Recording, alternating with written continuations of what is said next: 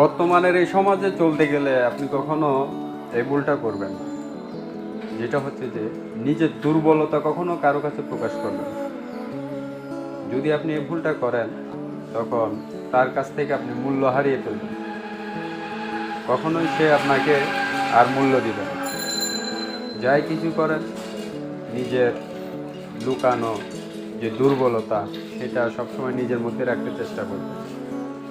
আর হ্যাঁ, সবসময় নিজের সব কিছু কারো কাছে খুলে বলবেন না, কারণ বর্তমান সমাজে এমন কেউই নেই যে বিশ্বাসযোগ্য আপনার সব কিছু শুনে আপনাকে সাহায্য করবে। তার চাইতে বরঞ্চ সে হাসাহাসিও করতে পারে, সে আপনাকে নিয়ে উপহাস করতে পারে। এটাই বর্তমানের মানুষের চরিত্র।